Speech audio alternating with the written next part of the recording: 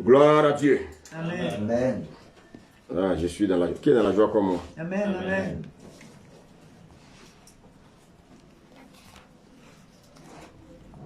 On va prier. Merci Seigneur.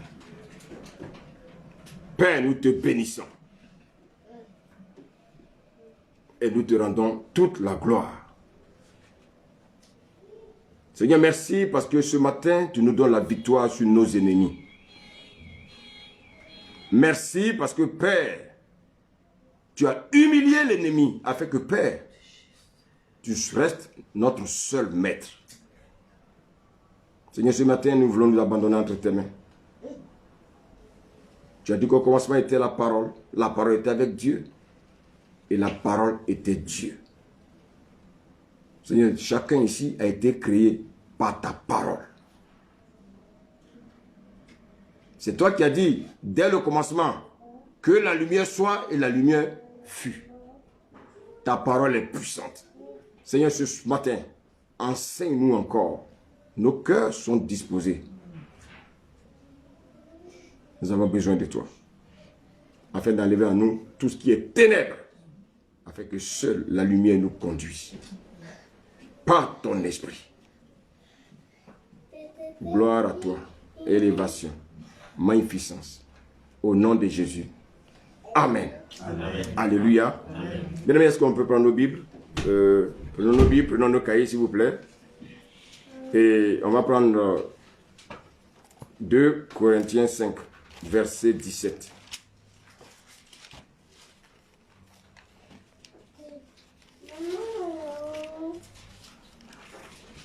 De Corinthiens 5, verset 17. Amen.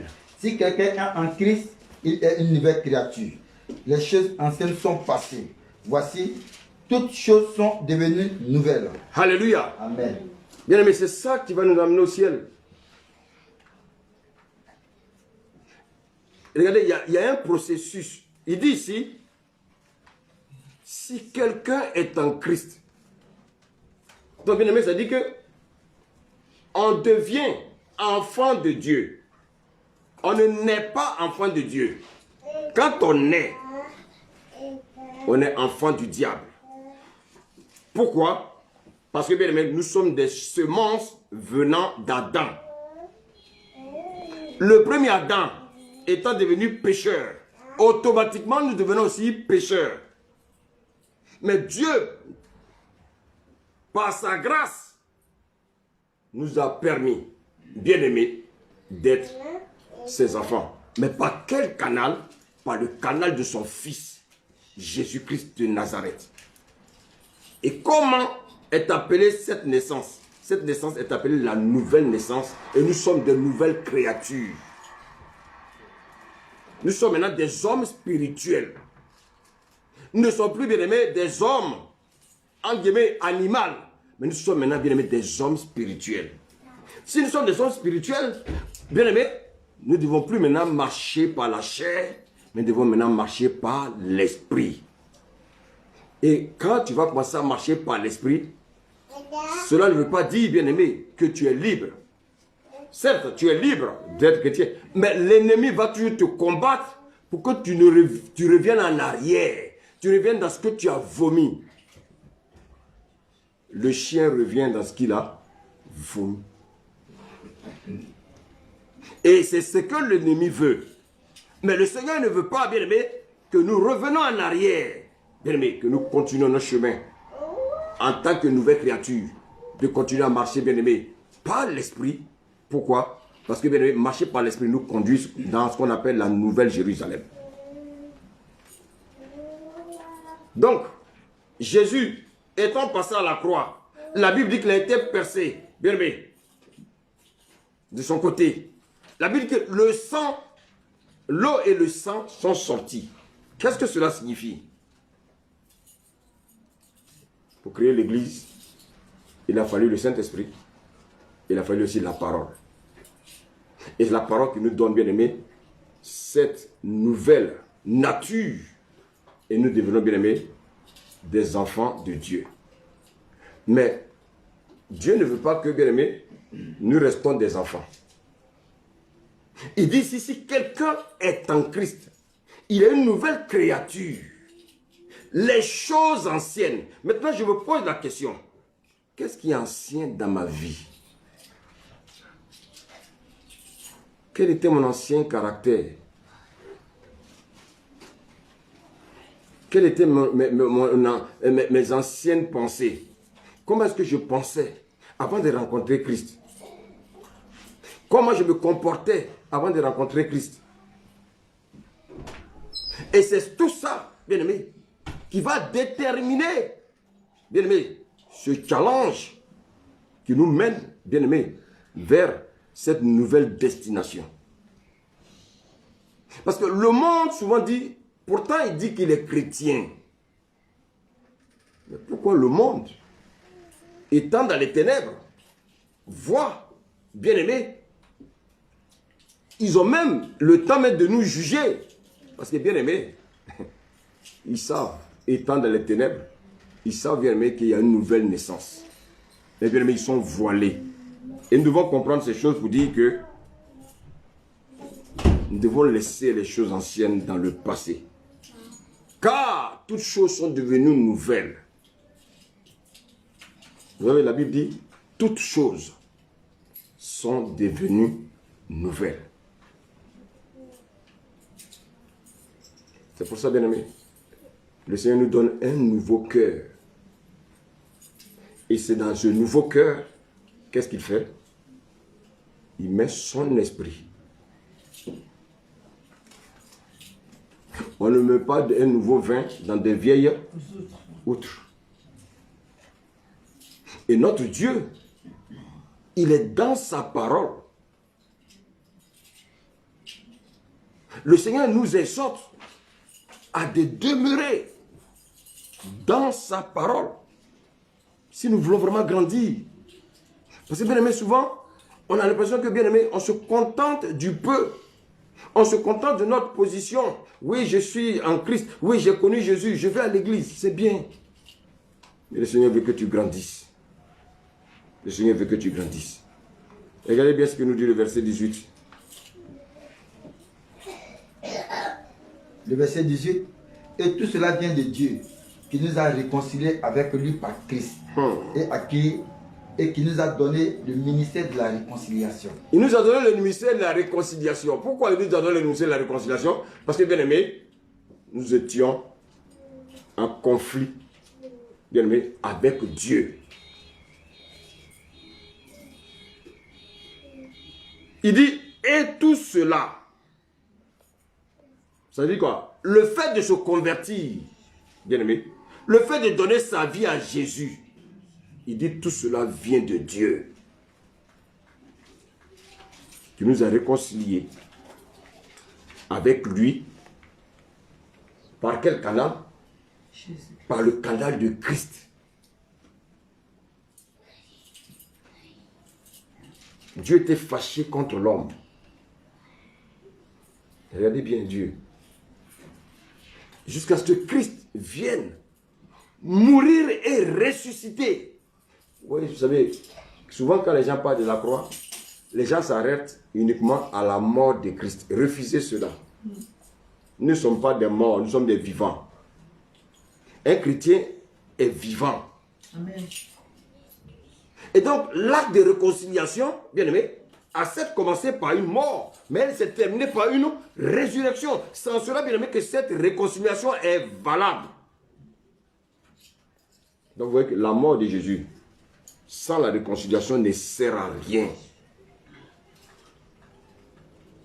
Mais bien aimé, quand Jésus est mort et ressuscité, il a fait quelque chose d'extraordinaire. Et qu'est-ce qu'il a fait d'extraordinaire? Il a rendu le salut disponible.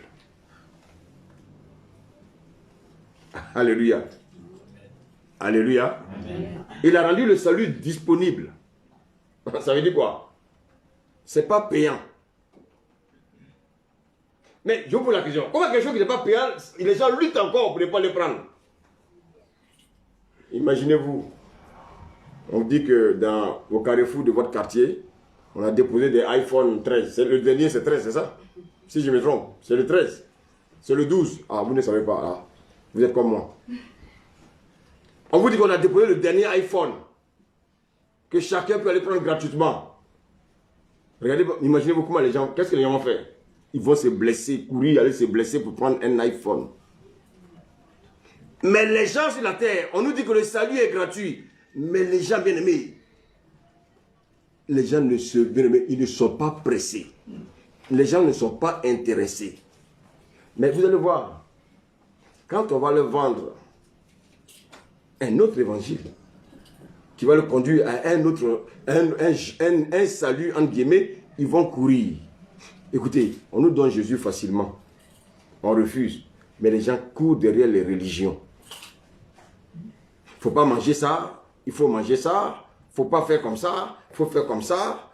Il ne faut pas s'asseoir à gauche, il faut s'asseoir à droite. C'est des choses comme ça que les gens aiment. C'est-à-dire, les gens se remettent encore sous la loi. Les gens se remettent encore sous le joug. Alors que Christ est venu nous prendre par la main pour nous conduire. La Bible nous dit qu'il a rendu le salut disponible. Et cela. Regardez ce qu'il nous dit, Ephésiens 2, verset 8. Serviteur, s'il te plaît.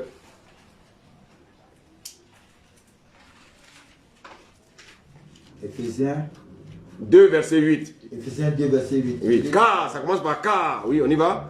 Verset 8. Car c'est par la grâce que vous êtes sauvés. Ah, Par le moyen de la foi. c'est par la grâce que vous êtes sauvés. Bien, mais nous n'avons rien à faire pour recevoir le salut. Simplement d'accepter Jésus. Mais les gens qui vont se torturer. Oui, il ne faut pas faire comme ça.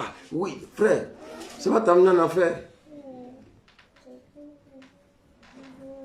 Oui, il faut adorer Dieu un lundi. Oui, il faut adorer Dieu jeudi.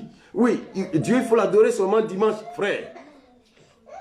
Frère, nous sommes libres en Christ. Et cette liberté nous permet d'adorer Jésus-Christ tous les jours. Et c'est pour ça qu'il disait que l'homme ne vivra pas seulement de pain, mais de toute parole qui sort de la bouche de Dieu. Bien aimé, et cette nourriture, elle est quotidienne. De la même manière, mon corps a besoin de la nourriture physique chaque jour. C'est de la même manière, mon esprit aussi, mon âme ont besoin également de la parole. Mais combien sont les chrétiens qui nourrissent leur esprit par la parole? Bien aimé, il dit que c'est par la grâce que nous sommes sauvés. Ce n'est pas par la loi. Ce n'est pas en faisant des efforts. Non. C'est par la grâce que nous sommes sauvés. Par quel moyen? Par le moyen de la foi. Vous savez, la foi, c'est une loi spirituelle. Nous n'avons pas à lutter. Et qu'est-ce qu'on doit comprendre, bien aimé? Regardez bien. Lorsque nous étions dans les ténèbres,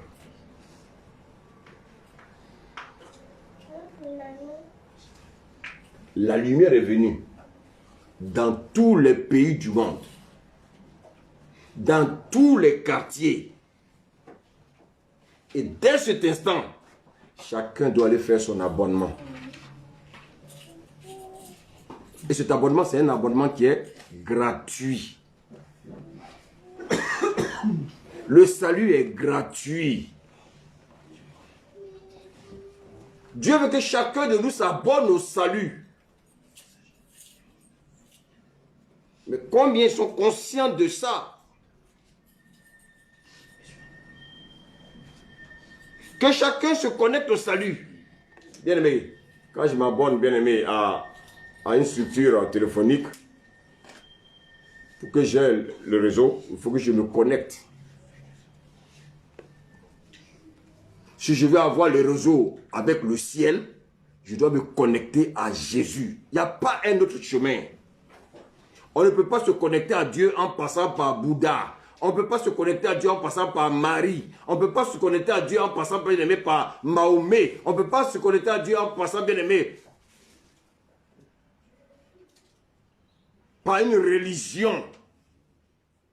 On se connecte à Dieu en passant, bien aimé, par Jésus.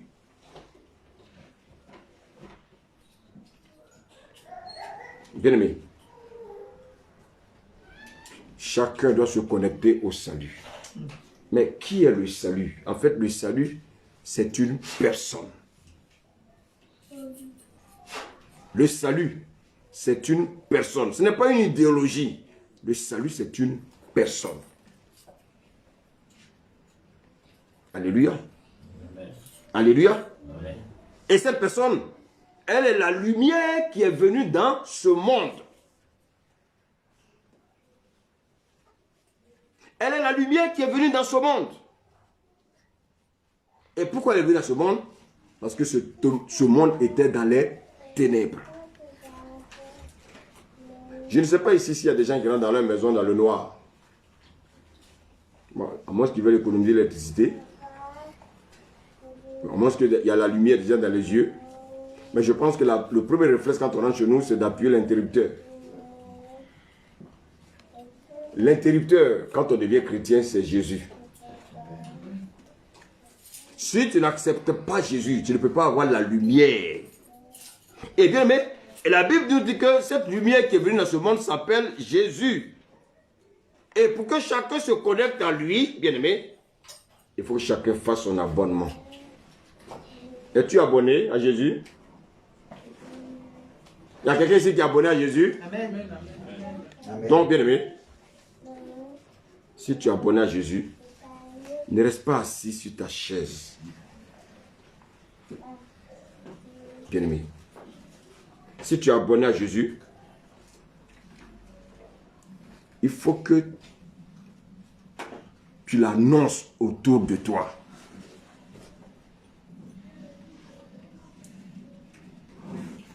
Alléluia. Amen. Vous savez, il y a un moment où les anges ont annoncé l'évangile. Maintenant, nous sommes des hommes spirituels. Dieu nous a sauvés pour que nous annonçons l'évangile. Alléluia. Et qui doit annoncer l'évangile? C'est toi, c'est moi. Souvent, il y a des gens qui se disent non, moi je suis pasteur. Moi je suis ceci, je suis cela. Je suis bien aimé, je dois me concentrer chez moi. C'est pas vrai. Vous allez voir tout à l'heure que bien aimé, tout le monde doit annoncer l'évangile. Et c'est cela que bien aimé, notre réconciliation avec le Père, bien aimé, sera reconnue. Pourquoi? Parce qu'il y a des personnes qui ne sont pas encore réconciliées avec lui. Donc nous devenons maintenant des canaux de réconciliation avec ceux qui sont dans le monde, bien aimé, qui sont encore sous le joug de l'ennemi. Et c'est pour ça que nous ne devons pas nous laisser distraire, bien aimés. C'est très important. Vous savez, le point commun, le point d'intercession de tout ce qu'on peut faire, bien aimé, comme œuvre dans l'Église, c'est d'exercer le ministère de la réconciliation.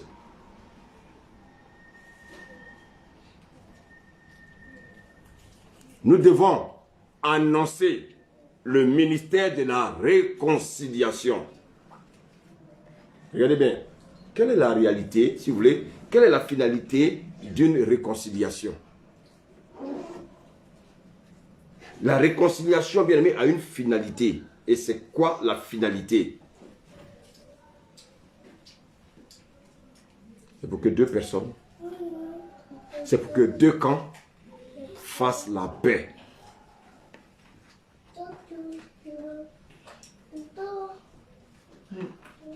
Et je deviens le médiateur entre ces deux camps. Le monde, bien aimé, Dieu est fâché contre le monde. Et Dieu me dit maintenant, je te libère, je t'appelle, je te libère. Prends, connecte-toi à moi, afin que tu deviennes le médiateur entre les païens et moi. Alléluia. Alléluia. Amen. Mais pour que cette réconciliation soit faite, il faut que, bien aimé, Jésus soit annoncé. Que Jésus soit annoncé. C'est très important. Si Jésus n'est pas annoncé, comment les gens seront réconciliés avec Dieu? Et c'est pour ça, bien aimé, je vous le dis, ne nous attardons pas sur des choses qui n'ont ni tête ni queue. Les hommes se meurent. Les hommes souffrent. Et quel est notre rôle? Nous avons un rôle de réconciliateur. Nous devons réconcilier le monde avec Dieu. Et pour cela, Dieu a besoin de nous.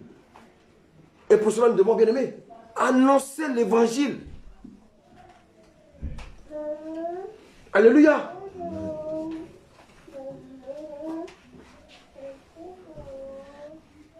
On va lire un passage dans Romains 10. Romains 10, verset 14.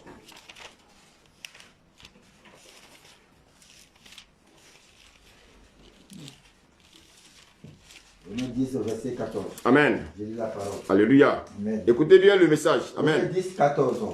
Comment donc invoqueront-ils celui en qui ils n'ont pas cru? Donc, vous voyez, si je n'annonce pas Christ, c'est que je n'ai pas cru en lui. Vous voyez le piège, en fait. Si je me retiens d'annoncer Christ, c'est parce que, en fait, je suis en train de dire que je n'ai pas cru en lui. Mais si j'ai cru en Christ, mais je dois annoncer Christ. Et c'est le Seigneur qui nous le dit. Mais si vous ne m'annoncez pas, c'est que vous n'avez pas cru en moi. Mais si vous m'annoncez, c'est que la première chose, c'est que vous avez cru en moi. Continue la lecture. Amen. Amen. Celui en qui ils n'ont pas cru. Et comment croiront-ils en celui dont ils n'ont pas entendu parler? Oui, maintenant si nous on ne parle pas de Jésus aux hommes du monde, comment ils vont entendre parler de lui? Et voici des personnes bien aimées devant Jésus, ils diront, ah, j'avais personne pour m'annoncer l'évangile. Et je crois que dans notre pensée, on se dit que peut-être que sur toute la terre, les gens ont déjà entendu parler de Jésus. Il y a entendre parler de Jésus et puis il y a annoncer l'évangile. Est-ce que les gens savent qui est Jésus? Les gens sont dans des religions, ils se concentrent sur des petites choses qui ne vont pas les sauver. Ce n'est pas ça le plus important. Nous, on doit annoncer Jésus pour leur dire en fait qu'il est venu mourir à la croix pour nous, pour que nous soyons sauvés. Il est venu mourir à la croix pour nous réconcilier avec le Père. Parce que si nous ne sommes pas réconciliés avec le Père, il y a un temps où ce monde-là prendra fin. Et leur destination sera l'enfer. Et donc, bien, mais si on ne leur dit pas cela, nous on fait notre part. Maintenant, bien, le Saint-Esprit fera le reste. On lit la suite, serviteur. Et comment entendront-ils parler s'il n'y a personne qui prêche? Ah! S'il n'y a personne qui prêche, comment entendront-ils parler? S'il n'y a personne qui prêche, comment les gens entendront-ils parler de Jésus? Souvent nous disons que oui, autour de nous, il y a des personnes qui sont comme ça, tel est ceci, tel est cela. Mais ce n'est pas ce que les gens veulent entendre. Les gens veulent entendre Jésus. Amen. Dans ton lieu de travail, à combien de personnes as-tu déjà parlé de Jésus?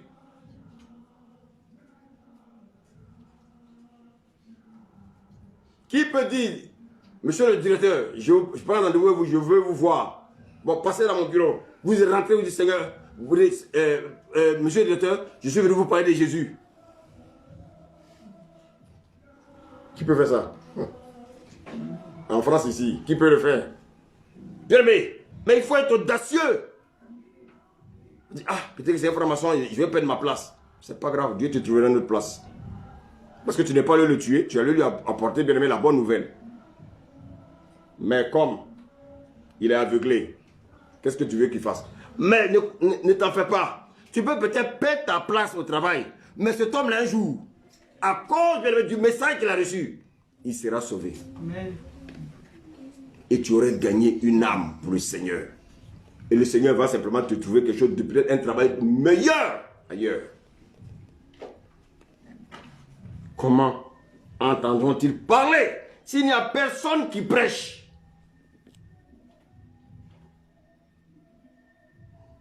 Bien-aimés, nous sommes des réconciliateurs. Notre rôle, c'est d'apporter la réconciliation autour de nous. La réconciliation entre le monde et Dieu. En parlant de qui? En parlant de Christ, le Sauveur, l'unique. Il n'y a pas deux noms qui sauvent. Non. Le seul nom qui sauve, c'est le nom de Jésus. Et voilà, peut-être que les gens ont tellement entendu ça que peut-être qu'aujourd'hui on banalise. Mais c'est vrai. Jésus est le seul nom qui permet la réconciliation avec le Père. On va prendre Matthieu 9.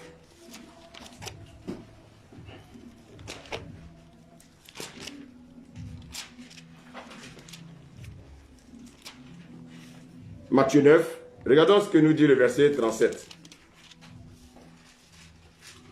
Matthieu 9, 37. Je lis la parole.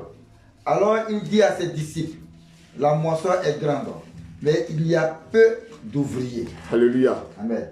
La moisson est grande, mais il y a peu d'ouvriers. Regardez ce qu'il nous dit au verset 38, il nous donne un conseil, vas-y. Priez donc le maître de la moisson d'envoyer des ouvriers dans sa maison. Qu'est-ce que ça veut dire? Écoutez-moi bien. On peut avoir plus d'âmes, plus de personnes qui sont sauvées s'il y a des personnes qui annoncent Jésus. Imaginez-vous si nous sommes 20, nous sommes 25, nous sommes 30, nous sommes 100, nous sommes 150. Bien-aimés, nous sommes 200. Et puis chacun annonce Jésus autour de lui. Regardez le nombre d'ouvriers qui viendront dans le champ.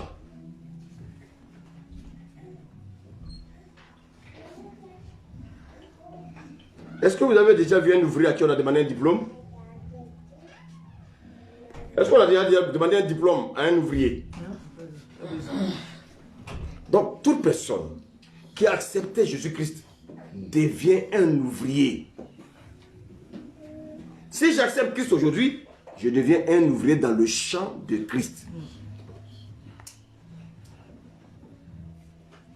Bien-aimé, ne traverse pas cette année de comprendre que c'est une grande responsabilité personnelle pour toi, pour moi, d'annoncer Jésus.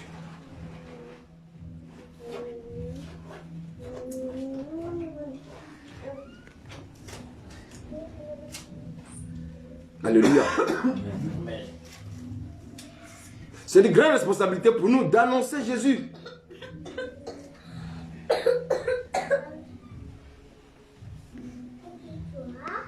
Regardez. Il y a un passage, quand je lis chaque fois dans la Bible, ça me fait tressaillir. 1 Corinthiens 9.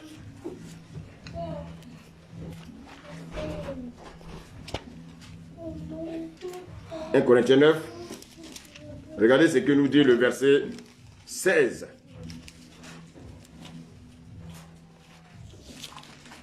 1 Corinthiens 9, verset 16. Amen. Je lis la parole. Amen. Si j'annonce l'évangile, ce n'est pas pour moi un sujet de gloire, car la nécessité m'en est imposée. Merci. Si j'annonce l'évangile, ce n'est pas un sujet de gloire, car la nécessité m'en est imposée.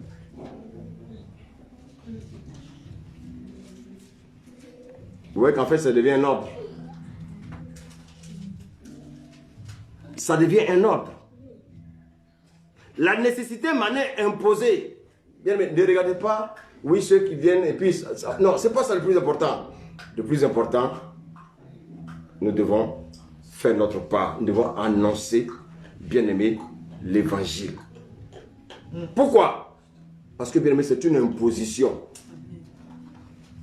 Quand Macron nous demande de payer l'impôt, tu veux ou tu ne veux pas, tu vas faire quoi?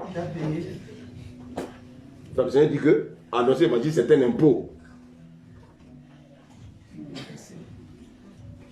C'est une imposition pour tout chrétien. Donc tout chrétien devient ouvrier et son premier acte à poser, c'est d'annoncer l'évangile.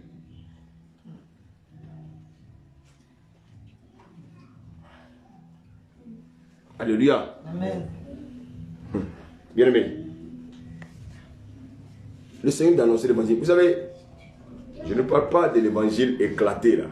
Où souvent on est 10 et puis on se cache derrière quelqu'un qui parle là. Non. Je parle bien aimé d'une évangélisation personnelle. Où tu fais du corps à corps. Alléluia. Amen. Parce que bien aimé, le Seigneur nous a recommandé cela. Bien aimé. L'évangélisation personnelle. Il dit, je suis prophète, je suis caché chez moi, et puis allez, je prêche. Je prêche à la radio. Mais là, avant de prêcher à la radio, je dois d'abord sortir de chez moi, bien aimé, pour évangéliser les âmes qui sont perdues.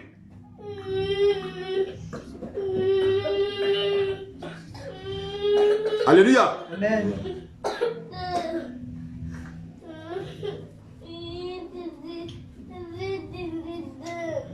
Je dois annoncer l'évangile aux âmes perdues.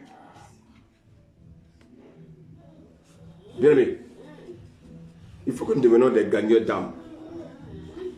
Est-ce qu'il y a des gens ici? Je veux que nous soyons des gagneurs d'âmes. Amen. Amen. Amen.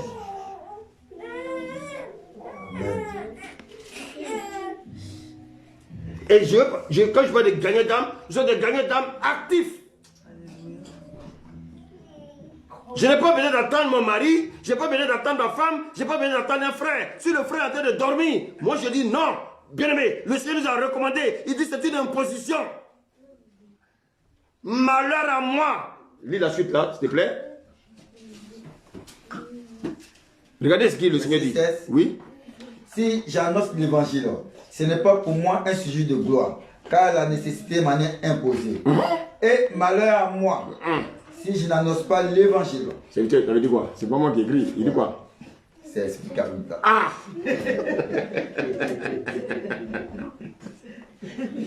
C'est explicable. Alléluia. C'est ça qui est là. Joseph, est-ce qu'on a dit que les apôtres sont exempts? Non. Ah! Il n'y a pas apôtre dedans. Malheur à moi! Ça, quand j'ai lu ça là-bas, il dit malheur à moi. Seigneur, c'est trop fort ça. Comme il a dit, c'est là. C'est explicable. C'est expliqué. Il n'y a pas de commentaire. Alléluia. Donc toi, peut-être pour une situation ou bien quelque chose s'est passé et puis tu t'es refroidi, tu te fais du mal. Alléluia. Amen. Il y en a qui ont l'amour d'évangéliser. Oui, il y en a qui... On dirait peut-être qu'ils ont ça dans le sang. Non, tout le monde a ça dans le sang. Parce qu'il dit malheur à moi. Alléluia. Femme, vous allez peut-être acheter les couches des enfants. Mais il y a quelqu'un que Dieu a mis sur votre chemin pour lui parler de Jésus. On ne va pas la tête forcée pour lâcher les couches. Non. Le matin, je me lève, je vais au travail. Mais ma première préoccupation, le Seigneur a dit, malheur à moi si je n'annonce pas l'évangile. Seigneur, mets-moi quelqu'un sur ton chemin. Amen. Alléluia. Il y a au moins 5 qui vont te dire. Il y a les 5 qui vont t'insulter. Mais c'est pas grave. Mais le 6e, bien aimé, le 6e, il sera la proie. Parce que le 6e, bien aimé, il entendra la voix. Quand tu vas parler, ce n'est pas ta voix qu'il va entendre, mais il va entendre la voix du Saint-Esprit. Est-ce que quelqu'un me suit ce matin? My God. Amen, amen, amen. Il m'a dit, mes frères, mais où est-ce que je peux te revoir? Il a dit que quelque part, son cœur a été gagné. À moitié, alléluia. Parce que comme l'a dit tout à l'heure, il y a 2 semences. Et il y a 2 semeurs. Nous sommes sur la terre, il y a 2 semeurs. Hein? Ah. C'est clair. Pendant que tu es en train de prêcher l'évangile, il y a un autre semeur qui l'attend sur le chemin de retour. Pour voler ce qu'il a reçu comme semence. C'est pour ça que, bien aimé, ce n'est pas facile l'évangélisation. Mais c'est intéressant. Alléluia. Qui est d'accord avec moi? Amen. Parce que bien, vous voyez toutes sortes de personnes. Souvent même tu te dis, je pensais que ma situation était... Mais frère, il y a toutes les situations. Tu vas trouver des personnes riches, des personnes qui n'ont rien à foutre de Jésus. Mais au moins tu leur as annoncé l'évangile. Il y a des personnes bien aimées qui sont dans une dépravation totale, dans une difficulté. Et ces personnes-là, elles ont besoin de qui? Elles ont besoin de Jésus. Mais elles sont dans l'ignorance. Elles ne savent pas où mettre la tête. Il y a des personnes qui ont des maladies incurables, qui sont là à l'hôpital, bien aimés. On les a soignées plusieurs fois, mais rien ne marche. Ça veut dire que ces personnes ont besoin, bien aimés, d'un guérisseur spirituel, Jésus. Amen, amen. Alléluia. Mais regardez bien, nous sommes tellement trempés dans nos problèmes. Nous sommes tellement concentrés sur nos problèmes. Mais malheureusement, ce qui est grave, c'est que souvent, on oublie même de dire que Dieu nous a déjà bénis. Mais parce que notre tête est sur quelque chose qu'on n'a pas encore eu.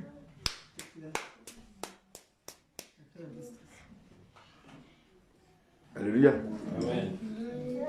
Alléluia. Amen.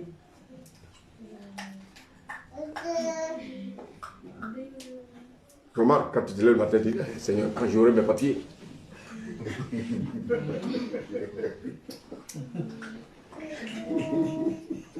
Ça travaille dans la tête là.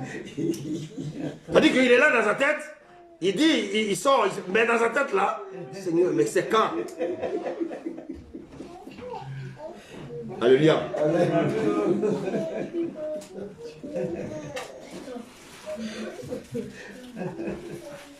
Mais, bien aimé, si tu ne fais pas le travail du Seigneur, comment tu veux que Dieu agisse dans ta vie?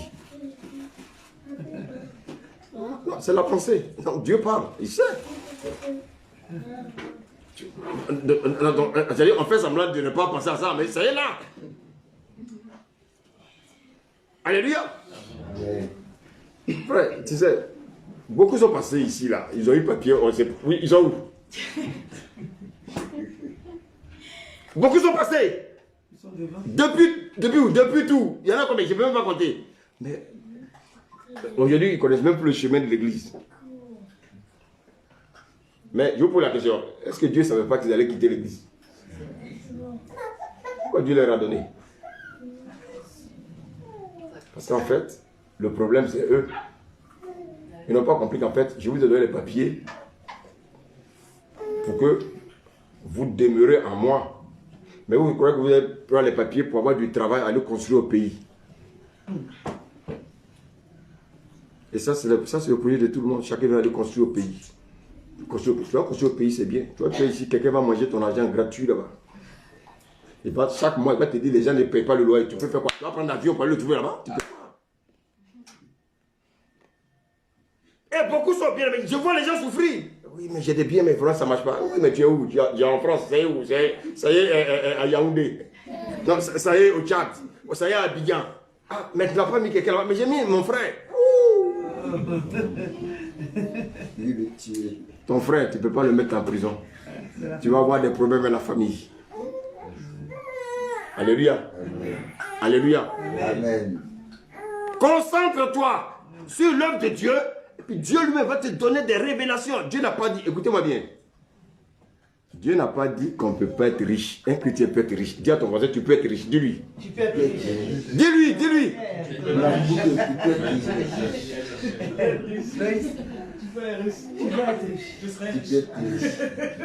Tu es déjà riche. Amen. Philippe, tu es déjà riche. Amen. Alléluia. Maintenant, le problème de Dieu, c'est que les gens ils pensent plus à la richesse qu'à leur salut. Voici le piège. Les gens qui n'ont pas d'argent, ils n'ont pas Alléluia. Voici le piège. Dites-moi, je vais vous poser une question sincèrement. Tu sors de chez toi. Tu trouves une valise d'argent. Quelqu'un me suit? Ça fait 1 milliard d'euros.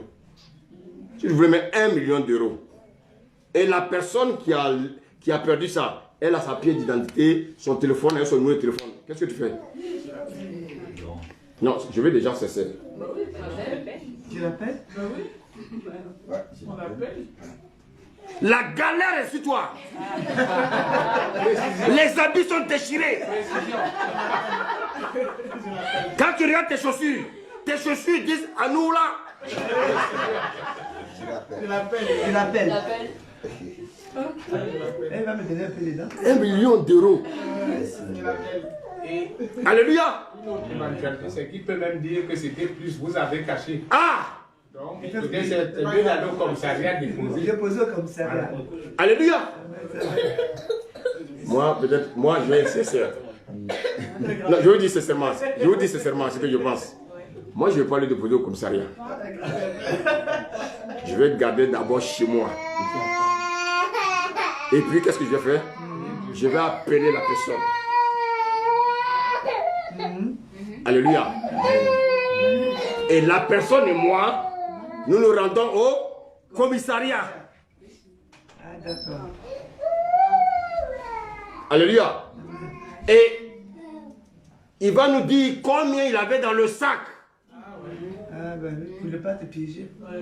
S'il dit, j'ai mis 1 million d'euros. Maintenant, il dit, voilà, c'est à vous, c'est tombé, je l'ai ramassé. Je n'aurais peut-être pu prendre ça pour aller, parce que moi-même, mes pantalons, tous sont déchirés. Mais moi, je suis chrétien. Je suis chrétien. Il dit, ah bon, vous êtes chrétien? Oui. Vous êtes dans quelle église? Moi, je t'invite dimanche. Parce que c'est le Seigneur qui m'a envoyé vers toi. Mais c'est comme ça qu'on va attraper les gens. C'est le Seigneur qui m'a permis de trouver ton sac. Le Seigneur veut que tu viennes à lui. Voici ton sac. Dis-moi, je vous dis la vérité. Écoutez-moi bien. Est-ce que cette personne va vous laisser dans les pantalons déchirés? Non. Bon, même si je vous donne 50 euros dedans, c'est pas grave. Alléluia. Non, je ne pense pas quand même que sur 1 million, il va te donner 50 euros. À moins qu'il soit un homme avare. Mais après, c'est le porte-monnaie magique. Porte-monnaie magique. Porte-monnaie. C'est l'argent ritualisé. C'est pas grave. Toi, tu sais pas que c'est ritualisé. Ça ne peut rien te faire. Le Seigneur dit de sanctifier. Tu sanctifies, tu avances. Hé, dites-moi. Allez demander aux gens s'ils ne prennent pas la dîme des prostituées. Ah, c'est ça. Ah, les gens me regardent, ils sont surpris. Alléluia. Tous ceux, c'est ce que je vous ai dit là, les gens qui travaillent dans les entreprises, L'argent. qui font des coups bas, qui font des dessous de table, pour avoir bien aimé au-dessus de leur salaire, ils viennent donner 10 là. Est-ce qu'ils disent où ça, ils ont pris? Sanctifier, c'est lui qui a parlé, il va régler ça avec Dieu. C'est pour ça que j'ai dit, quand vous priez chez vous, Seigneur, voici ce que je vais te donner. C'est entre Dieu et vous. Maintenant, le pasteur, ce qu'il fait avec, lui, il règle ça avec Dieu. Alléluia.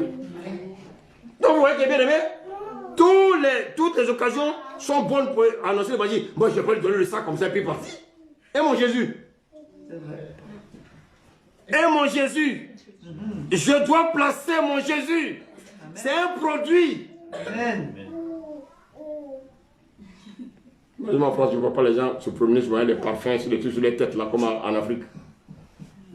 C'est des produits. Vous savez, j'étais allé à Ris Orangis. Et puis, je descends de la voiture. Et puis, sur mon chemin, je vois quelqu'un qui a sa carte d'identité qui est tombée. Et quand j'ai vu l'adresse, j'ai vu qu'il habitait dans le quartier. Et donc, j'ai pris la carte. Je suis allé sonner chez le gardien. Je dis, ah, excusez-moi. Je vais rencontrer tel. J'ai fait ça sur moi. Comme j'ai donné le nom, j'ai dit, je veux rencontrer tel monsieur. Il dit, ah oui, mais ce matin, il courait là, il est allé au travail. Arrive sur Rungis. Il courait, il allait au travail. Bon, moi, dans ma tête, je veux parler de Jésus. Et puis, qu'est-ce que j'ai fait? J'ai appelé. J'étais sur le répondeur, puis j'ai laissé un message. Il dit, rappelez-moi urgemment. Et qu'est-ce que j'ai fait? Je suis allé revoir la gardienne. Et puis je lui ai dit, bon, mais écoutez, j'ai retrouvé sa pièce par terre. Il dit, ah, mon Dieu, il a souffert pour avoir ça. Il dit, ah bon, ok. Et puis j'ai dit, bon, je lui donne. Je vous remets ça, est-ce que vous pouvez le mettre? Il dit, il n'y a pas de problème. J'ai laissé un message. Quand il est venu, il m'a appelé. Je lui ai dit, est-ce que vous savez qui a ramassé? Vous savez qui a ramassé votre pièce? Non, j'ai dit, c'est Jésus. Il dit, comment ça? C'est Jésus. Par mon canal. Moi, je suis pasteur. Donc Dieu est passé par moi pour retrouver ta carte d'identité. L'église, c'est où? Oh, le dimanche, je suis là-bas. Le dimanche, je suis là-bas. Donc depuis ce dimanche, je l'attends. Non, on n'attendait pas les Jésus. Nous, on fait notre part. Arrivé aussi là-bas, Dieu va lui montrer sa pièce d'identité. Comment il a trouvé sa pièce d'identité qui est tombée? C'est moi qui avais envoyé, c'est moi qui avais permis qu'à carte d'identité tombe pour que tu entendes parler de moi. Il n'y a pas d'église sans pas. Vous savez, il faut être des gagneurs d'âme. Quand Dieu nous bénit, la seule chose qu'on peut faire pour récompenser le Seigneur, c'est d'annoncer l'évangile. Alléluia. Et quand on annonce l'évangile, il ne faut pas laisser les gens en chemin. Il faut bien... Ce n'est pas... Écoutez, annoncer l'évangile là, ce n'est pas quelque chose de facile. Mais en même temps, bien aimé, quand tu aimes ça, bien aimé, c'est comme un challenge. Gagner des âmes, c'est comme un challenge. Imaginez-vous, vous évangélisez quelqu'un, puis un jour, vous entendez on dit qu'il est pasteur. Et tu vois dans ton cœur, tu dis, ah, oh. Tu dis, Seigneur, au moins j'ai gagné une âme, hein, Seigneur. Vous savez, on peut beaucoup prier. Ça, c'est un exercice de foi. C'est bien de prier. Alléluia. Vous savez, en fait, la prière, c'est quoi? C'est un mode d'expression de notre foi. Mais il ne faut pas... Mais, bien aimé, tu peux prier et puis il n'y a pas de grâce. C'est ce que les religieux font. Ils prient mais il n'y a aucune grâce. Mais toi, tu as la grâce. Alléluia. La prière est une expression de la foi. Pourquoi? J'ai dit tout à l'heure que la foi, c'est quelque chose de spirituel. C'est une loi spirituelle. Mais la grâce n'est pas une loi. Alléluia. Amen. Vous savez, on va lire un passage également dans Nombre 14, verset 21.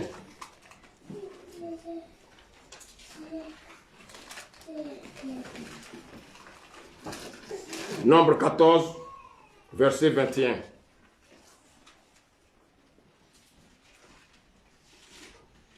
Nombre 14, verset 21. Amen. Je lis la parole. Mais je suis vivant et la gloire de l'Éternel remplira toute la terre.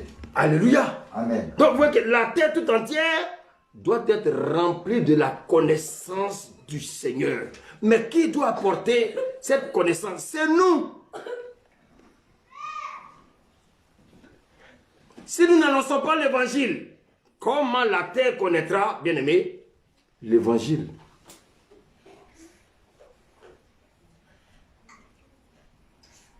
Alléluia. Peut-être Philippe, tu as refroidi, mais ce n'est pas à ton avantage. Non. Non. Ressaisis-toi. Tu as ça dans le sang.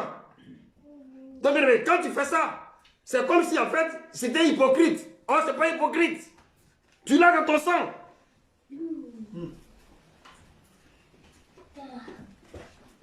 C'est comme par exemple quelqu'un qui monte l'escalier et puis il voit son voisin.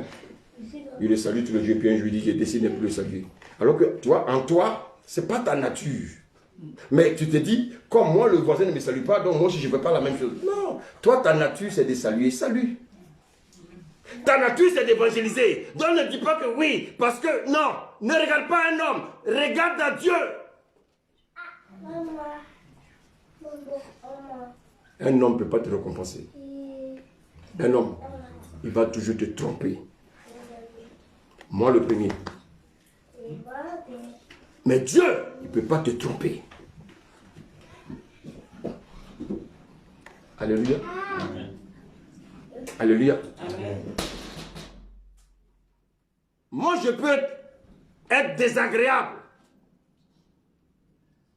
Mais Dieu ne sera pas désagréable avec toi. Donc quand tu poses un acte, tu as les yeux regardés, fixés vers lui. Si tes yeux sont fixés sur un homme, tu seras toujours découragé. Quand je pose un acte, je regarde le Seigneur. Tu es refroidi. Réchauffe-toi. Parce que ta vraie nature, c'est le réchauffement.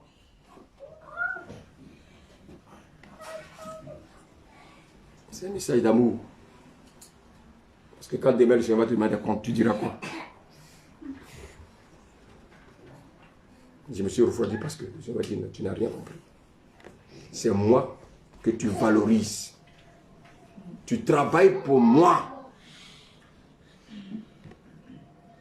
Tu ne travailles pas pour un homme. On ne travaille pas ici pour un homme. On travaille pour le Seigneur. Nous devons avoir les yeux gardés sur le Seigneur. Dans tout ce que nous faisons, dans les actes que nous posons, dans tout ce que nous disons, dans tout ce que nous pratiquons. Nous le pratiquons pour la gloire de Dieu. Faisons tout.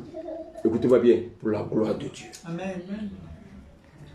Je ne fais rien pour la gloire de ma femme. Je ne fais rien pour la gloire de mon mari. Je ne fais rien pour la gloire de mes enfants. Je fais tout pour la gloire de Dieu. Amen. Parce que c'est lui, bien-aimé, qui est mon rémunérateur. Nous sommes sur la terre, même dans le milieu chrétien. Il y a des hommes qui trahissent les femmes. La femme qui était à la mairie, elle était souriante, bien aimée. Elle a invité tout le pays. Ils sont quittés là, ils ont pris des avions, ils sont venus. En 3 mois, elle dit je l'aime plus. On a dépensé près de 25 000 € pour un mariage. Quelle absurdité. Malheureusement, 25 000 €, 3 mois après, non, je ne sens plus rien.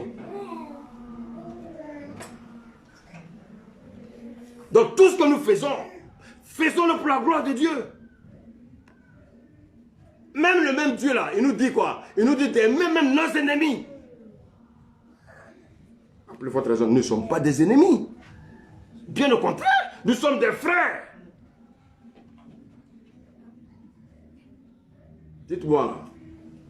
Souvent quand vous revenez du travail, vous avez trop faim là. Souvent, vous mettez le riz dans la bouche là, les dents ne mordent pas la langue. Est-ce que j'ai coupé la langue pour jeter? Non. La langue et les dents sont appelées à cohabiter ensemble. Donc bien, c'est pas parce que j'ai mordu ma langue que je vais couper ma langue. Alléluia. Alléluia. Donc bien, c'est pas parce que oui, j'ai une situation avec ma femme, je vais prendre des décisions, je ne te parle pas, voilà ceci, tu m'as fait cela. Et ça, c'est être enfant. Tu ne lui parles pas, et quand tu es préparé, tu vas sur la table, tu manges.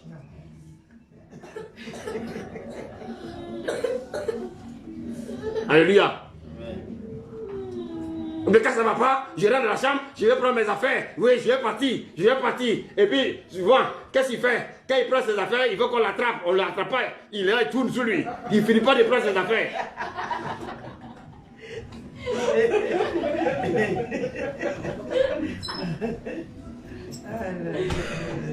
Alléluia. Il est là, il dit, il réagit même pas. Il prend l'affaire, il cherche chaussure. Oh, il sait où la chaussure est. Il fait semblant. Pour que la femme dise non, ne parle pas. Oh chérie.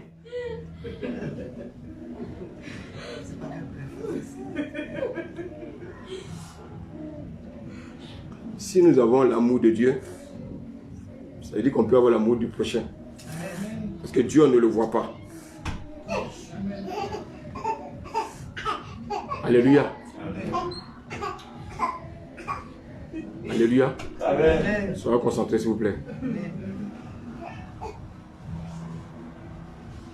Alléluia. Amen. Il faut qu'on grandisse. Attends, vous croyez que dans les assemblées, là, il n'y a pas de... Vous croyez que tout est blanc? Il n'y a aucune assemblée où tout est blanc. Parce que ceux qui fréquentent l'assemblée sont tous malades. Ce sont les malades qui fréquentent l'église. Alléluia. Amen. Je suis venu vous requinquer ce matin. Dites Amen. Amen. Amen. Ne laissez pas l'ennemi gagner du terrain. Si l'ennemi gagne du terrain, qui est perdant? Il va t'amener hors. Et puis un jour, il va te sortir même, bien aimé, des méandres même du Seigneur. Et qui est perdu? Alléluia. Il y a une chose auquel nous devons faire confiance. C'est le Seigneur. La situation laquelle tu vis, fais confiance au Seigneur. Un homme, il te trahira toujours. Pourquoi souvent on dit, tu vois, on entend la bouche des gens, ah, c'était mon ex-meilleur ami. Mais tu ne peux jamais dire c'était mon ex-Dieu.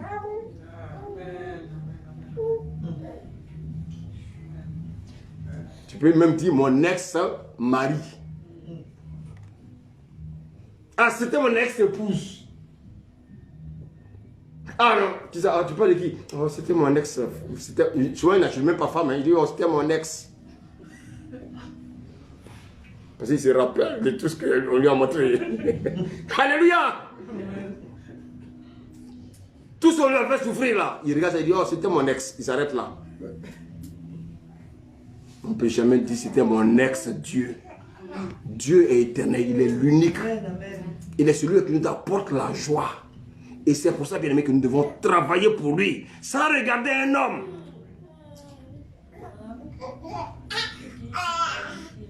Je vous en prie, faisons confiance à Dieu. Faisons confiance à notre Dieu. Il est fidèle. Alléluia. Je vous pose la question. Si quelqu'un parmi vous m'attrape et puis il m'insulte, il m'insulte, il m'insulte, il m'insulte, il m'insulte. Est-ce que parce qu'il m'a insulté, je vais me braquer contre lui? C'est qu'en fait, je prêche l'évangile pour rien.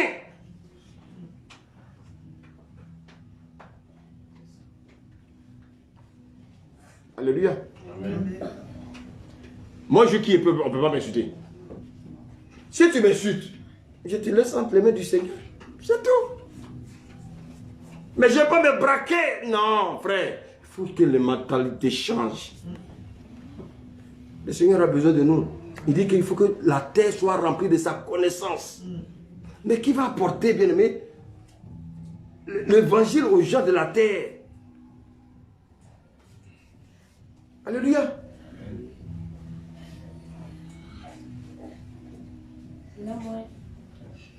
Bien aimé, vraiment, ne laissons pas l'ennemi nous distraire. Ne laissons pas l'ennemi nous distraire, je vous en prie. On va lire Jean 15, verset 5.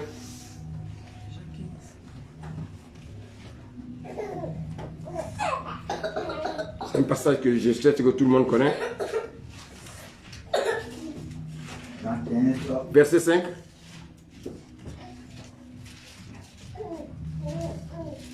Jean 15, verset 5. J'ai lu la parole. Amen.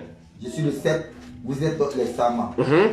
Celui qui demeure en moi et en qui je demeure porte beaucoup de fruits. Alléluia. Amen. Qui sait ce que c'est que le cep? C'est quoi le cep? C'est qui le cep? Ah, Christ. L'église? Non.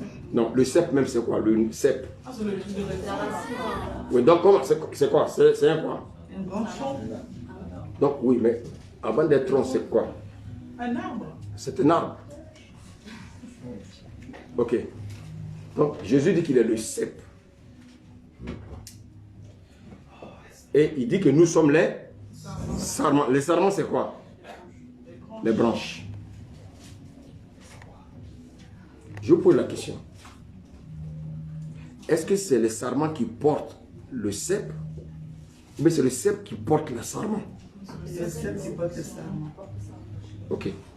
Maintenant, est-ce que c'est le cep qui porte les fruits? Ou bien c'est le sarment qui porte les fruits? Le sarment qui porte le fruit. Donc, nous sommes attachés à qui? Le cep, c'est qui? Christ. Si Christ est le cep, mais qui entretient le cep? Comment s'appelle celui qui entretient le cep? Le vigneron. Le vigneron. Le vigneron. Qui est le vigneron? Le Père. Donc le Père, c'est lui qui arrose. Alléluia. L'arbre. Que l'arbre grandisse. Mais regardez bien. Chacun a un rôle. Donc je suis le planteur. Je viens chaque matin, je viens voir, je viens arroser. Et puis là, à un moment, j'arrive, l'arbre a grandi. Maintenant, j'attends les fruits. Les fruits doivent sortir de quelque part. Les fruits doivent être portés par quelque chose. Et j'arrive et puis, je vois les fruits qui sont portés par les sarments. Donc, vous voyez qu'en fait, ce sont les sarments qui portent le fruit. Alléluia. Amen. Alléluia. Amen. Mais il a dit quelque chose de précis. Tu peux relire et puis continuer au verset 6. Je reprends. Je suis le cep, vous êtes le sarment. Celui qui demeure en moi et en qui je demeure porte beaucoup de fruits. Car sans moi, vous ne pouvez rien faire. Dites-moi, sans le cep, qu'est-ce que le sarment peut faire? Je vous pose la question. Serviteur Philippe, quel est le rôle du sarment? Il fait quoi? La branche, elle fait quoi? Elle porte quoi? Le fruit. Maintenant, si je coupe la branche, qu'est-ce qu'on constate? Que les coupés, les fruits aussi sont coupés. S'il est par terre, il peut produire quelque chose, il peut porter encore quelque chose. Amen. Donc, les sarments dépendent de qui? De l'arbre. De l'arbre. Donc les sarments dépendent de l'arbre.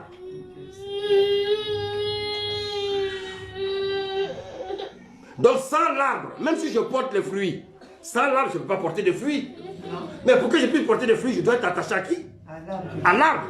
Mais si je me détache du Seigneur, comment je vais porter des fruits? Moi-même. Par ma chair. Mais le diable va m'en sauver. Si je ne médite pas la parole, si je ne demeure pas dans la parole, comment je vais être quelqu'un qui produit du fruit?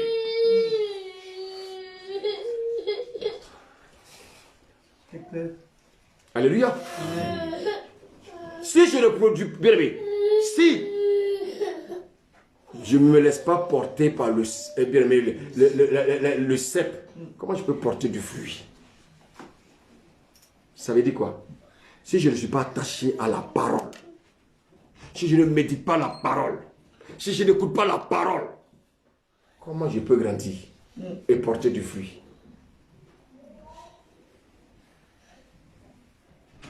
Alléluia. Et vous voyez, ici, il y a deux types de fruits. Si je demeure en Christ et Christ demeure en moi, qu'est-ce qui va se passer? Je vais porter du fruit. Il a dit, pas seulement pour le fruit, mais beaucoup de fruits. Donc plus je lis la parole, plus je médite la parole, plus je porte beaucoup de fruits. Il s'agit de quel fruit? Le fruit de l'esprit. Dis-moi, si je suis attaché à un arbre qu'on appelle l'amour, je vais produire quoi? L'amour. Suivez bien le message, laissons les distractions s'il vous plaît.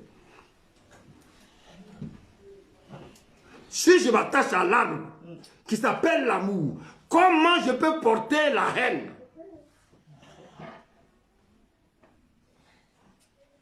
Il y a un problème. C'est qu'en fait, ce temps ne me porte pas.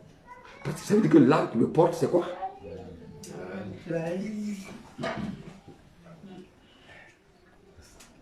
Mais pourtant, bien aimé, l'oranger et le manguier sont dans le même champ. Mais ils ne produisent pas les mêmes fruits. Donc je peux être assis dans l'église et puis ne pas porter le fruit de l'esprit.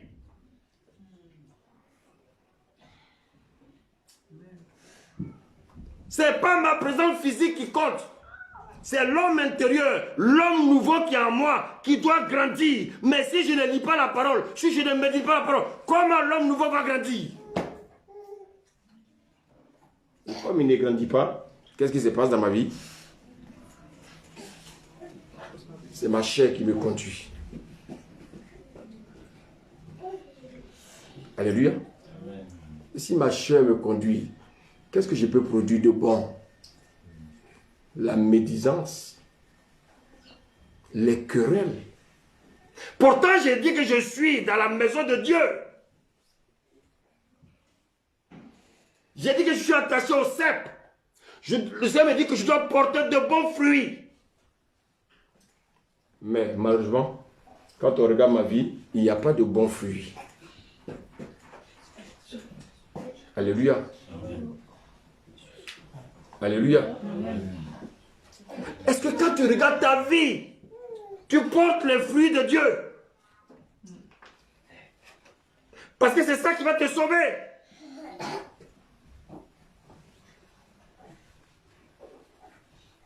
Quel est le fruit que tu portes?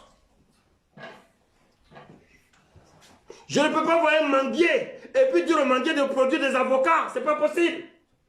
Mais comment je peux dire que je suis chrétien et puis je peux produire, bien aimé,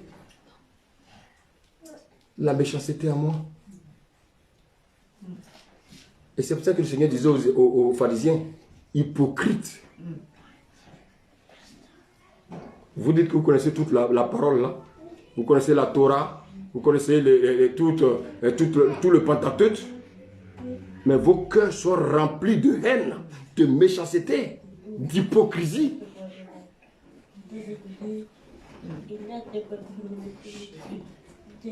Chut. Alléluia.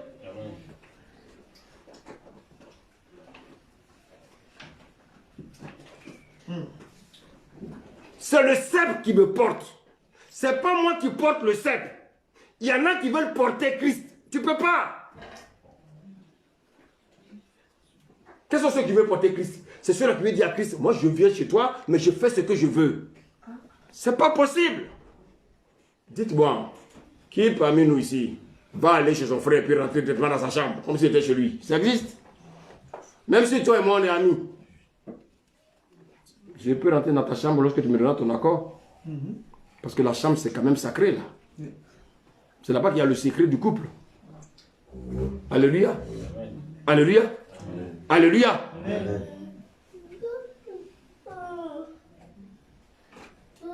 On ne peut pas être en Christ et puis ne pas porter de bons fruits. Alléluia. Amen. Tu vas me lire la suite, s'il te plaît. Verset 6. Si quelqu'un ne demeure pas en moi, il est rejeté dehors. Il est rejeté dehors. Regardez-moi, tu peux être assis dans l'église, mais tu es rejeté.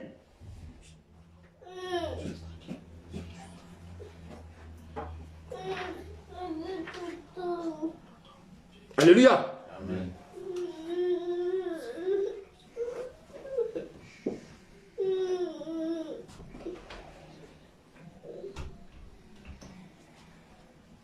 Celui qui ne porte pas de fruits sera rejeté. Même si je parle la langue à l'église, je serai rejeté. Parce qu'en fait, tu as me dit qu'en fait, la langue que tu parlais, c'est la langue du diable. Parce que je ne peux pas parler la langue du Saint-Esprit et puis bien pratiquer des mauvaises œuvres.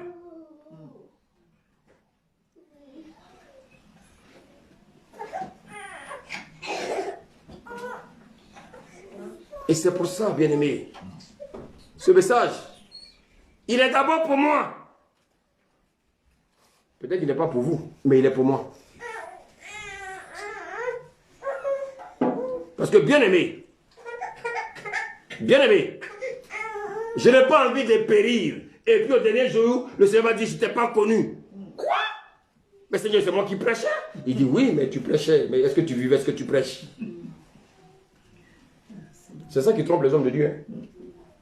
Ils pensent que parce qu'ils prêchent, ils pensent que c'est déjà ok. Dites-moi, les entraîneurs dans le club, on ne les chasse pas tous les jours? Ah. Pourtant, c'est eux qui font l'équipe. Mais quand ça ne va pas, si on prend un jour 6-0, on dit, bon ami, à nous là. Alléluia. Le deuxième type de fruit que tu dois porter, c'est le fruit du gain des âmes.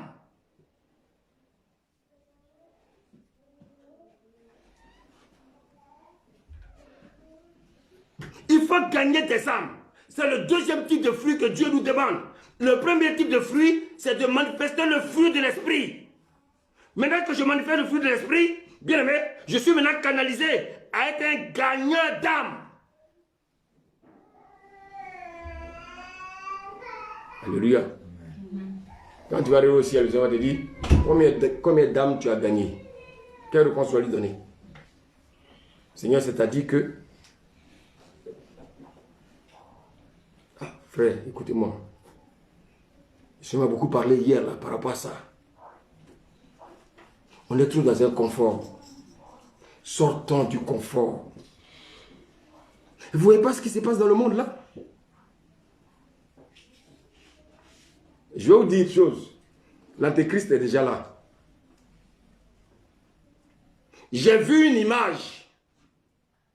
C'est lui. Non, je vous le dis, hein. Tu le vois André un bébé. Tu le vois André un bébé. Il parle tranquillement comme ça. Mon attention est allée sur lui, j'ai dit. C'est lui que le monde est en train de préparer. Il y a une douceur là. Parle-moi de paix, paix, paix. Je dis, en cette période-là, lui, il vient parler de paix, paix, paix. Mes yeux, j'ai dit, ça a attiré mon attention comme ça. Je suis resté fixé sur l'image. J'ai dit, ça là. Ça là. Ça ne peut pas m'échapper. C'est ce que je te dis. Hein? Avec le temps, je vous enverrai cette photo, vous allez regarder. Tout est propre sur lui, il n'y a même pas de tache. Et comme le monde aime ce qui est sans tache, on dit, ah, c'est notre sauveur. Actuellement, il est en train de préparer une mission. Sa première mission, c'est sur Israël. Les accords de paix avec les pays arabes.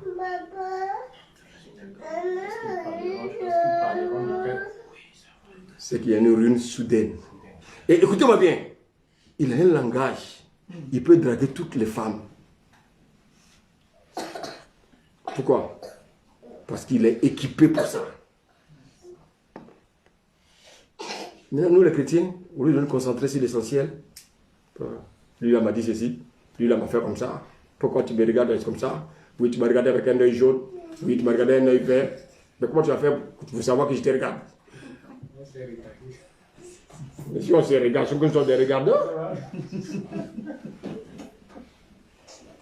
Alléluia. Le Seigneur veut que nous soyons des canaux pour évangéliser. Dans l'évangélisation, il n'y a pas fait des gens apôtres, je suis pasteur, rester derrière son écran pour prêcher, pour prêcher, pour prêcher. Non, ce n'est pas de ça que je parle. Il faut sortir. Dis Amen. Ça veut dire, on va lire Proverbe 11, verset 30. Merci Seigneur.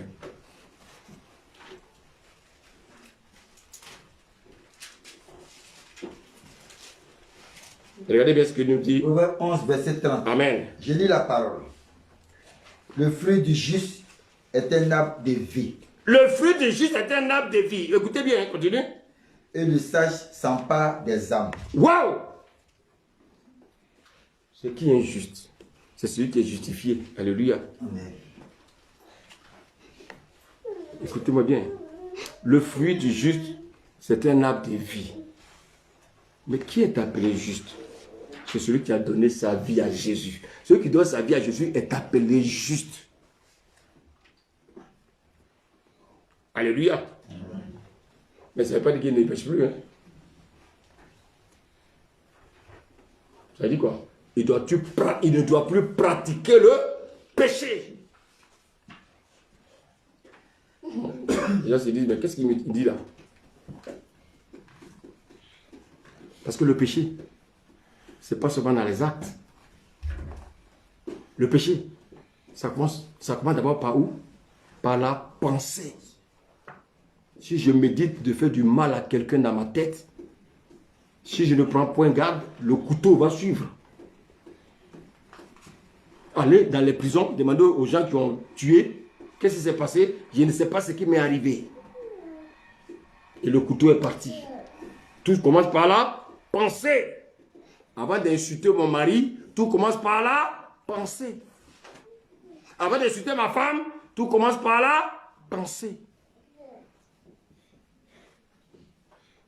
Alléluia. Amen. Ce fruit-là est associé à la vie de Dieu. Vous savez ce que ça veut dire Zoé, non? Zoé, ça veut dire la vie de Dieu. J'ai la vie de Dieu en moi. J'ai la vie de Dieu en moi. J'ai une belle voix, c'est pas grave. Alléluia. Donc, j'ai la vie Zoé en moi. Je ne peux pas avoir la vie Zoé en moi. Alléluia. Et puis pratiquer du zona. Ça y est, les chrétiens, ils chantent, mais ils ne même pas si ça ou si ça qu'ils chantent. Toi, tu dis tu as la vie de Dieu en toi, alors que tu es en train de chanter avec quelqu'un qui ne parle pas. Alléluia. Il dit le sage s'empare des âmes. Ça veut dire, on dit le sage s'empare des âmes. Tu veux éteindre ce feu-là. Tu veux éteindre pourquoi? Tu veux éteindre ce feu-là. Pourquoi? Tu vas de compte à rendre au Seigneur. Alléluia. Amen. Alléluia. Amen. Donc, en dehors du fruit de l'esprit qui est en moi, Dieu me demande maintenant de porter maintenant, bien aimé, du fruit en gagnant des âmes. Porter du fruit, certes. J'ai la vie de Zoé en moi, j'ai la vie de Dieu en moi, certes. Mais, bien aimé, en dehors du produit de l'esprit, le fruit, bien aimé, que celui qui a donné sa vie à Jésus doit porter, c'est d'être maintenant un gagneur d'âme. Maintenant, pour être un gagneur d'âme, regardez ce que Jean-Baptiste va dire. Allons dans Matthieu 11, 12.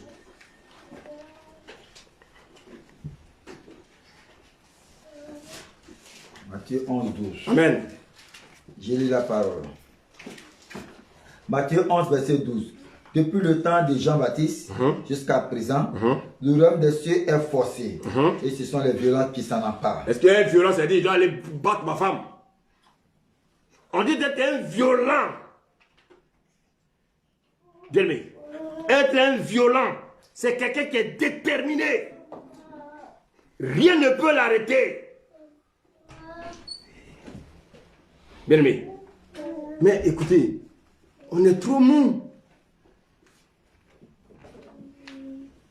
On est trop mou. Les chrétiens sont mous. Il faut avoir une violence.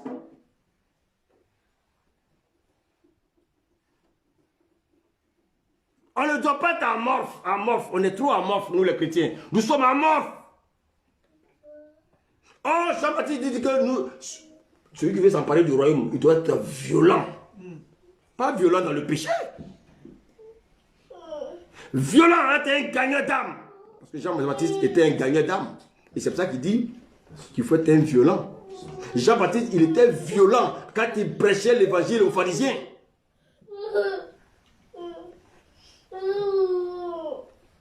Alléluia. Amen. Il faut être un gagneur d'âme actif. Amen. Vous savez pourquoi on ne gagne pas les âmes? Parce qu'on se gêne. On se gêne. On se gêne. La majeure partie des chrétiens se gênent. Qu'est-ce qu'il va me dire? Ah non, je suis trop dans mon confort. Je ne veux pas qu'on m'insulte. N'est-ce pas? Tu ne veux pas qu'on t'insulte, non? C'est ça?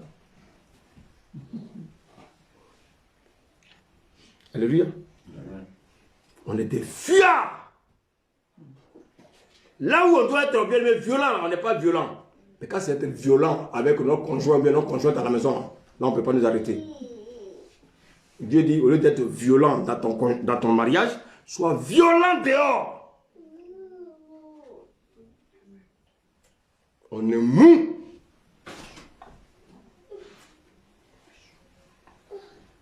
Alléluia. Amen.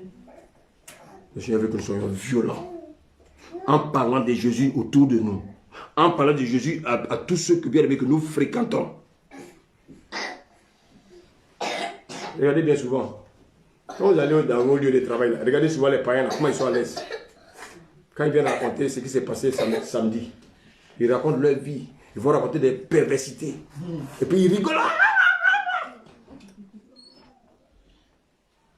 Mais quand toi, le chrétien, tu prends la parole, tu as écouté leur perversité. Ok, tu dis, mais moi aussi, j'ai quelque chose aussi à vous raconter. Hein. Ah bon? D'accord. Moi, je vais vous parler de quelqu'un qui va vous sauver. Il s'appelle Jésus. Est-ce que vous avez entendu parler de lui? Ah non, écoutez, en tout cas, c'est lui. Il est venu mourir à la croix. Il est ressuscité pour toi et moi à cause de nos péchés. Si tu l'acceptes, tu n'iras pas en enfer. Et puis, si tu as des prospectus, tu lui distribues. Tu as fait ta part. Mais qui le fait? Bien aimé, on a tellement honte. On a tellement honte d'annoncer l'évangile. Pour gagner des âmes, il faut faire du corps à corps.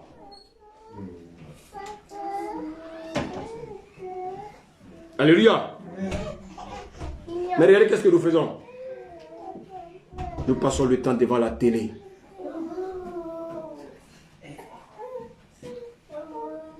Nous passons le temps avec le téléphone. Facebook, comme quelqu'un le disait, je ne sais pas si c'est quand, hein. Il y a des démons de Facebook. Il y a des démons de télé, d'écran. C'est ça, non? C'est ça? Les démons d'écran. C'est-à-dire, ils sont devant l'écran, ils peuvent rester là 5 heures. Quand ils prennent la Bible là, ne suis-je pas libre? Ne suis-je pas tant? Et puis, bon, Seigneur, tu sais que je t'aime. Merci Seigneur. Garde-moi, protège-moi des sorciers. Oh Seigneur, merci. Je mets le feu, je mets le feu. Merci Seigneur.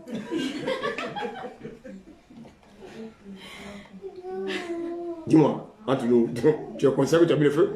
Il y a quelqu'un qui a mis le feu, ouais. Alléluia. Il faut être violent. Tu évangélises quelqu'un tant qu'il ne t'a pas donné son numéro. Surtout quelqu'un qui t'écoute. Tant qu'il n'a pas donné ton numéro, tu ne le lâches pas. Maintenant, il va partir. Maintenant, tu vas l'entretenir maintenant de loin. Alléluia. Alléluia. Alléluia. Amen. Vous savez, le problème, c'est que nous sommes trop timides. Sortons de la timidité. Regardez, on va retourner dans Matthieu 9. Je vais terminer là. Matthieu 9.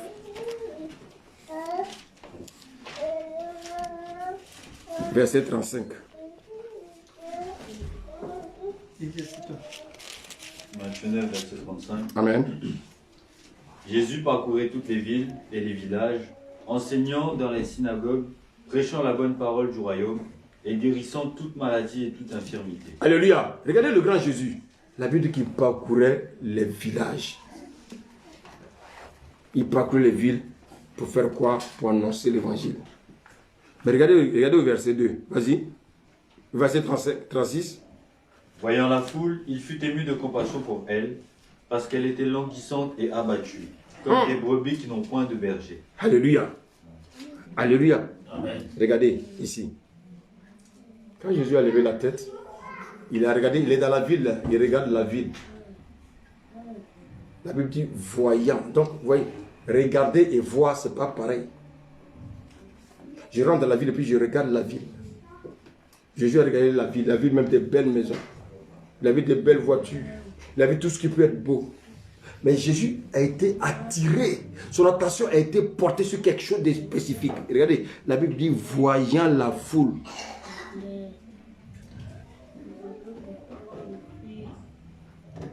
Vous savez, ce que tu vois, c'est ce que tu as choisi dans ton cœur de regarder. Ce que je vois, c'est ce que j'ai choisi dans mon cœur de regarder. Jésus voyant la foule. Jésus rentrait dans le village, il pouvait regarder les femmes. Il dit, ah mais ce sont des belles femmes, hein. Ouh, il y a des belles femmes. Il regardait tout ça. Mais ce qui a attiré son attention, la Bible dit, c'est la foule. Alléluia. Allons dans Hébreux 11, versets 23 à 26.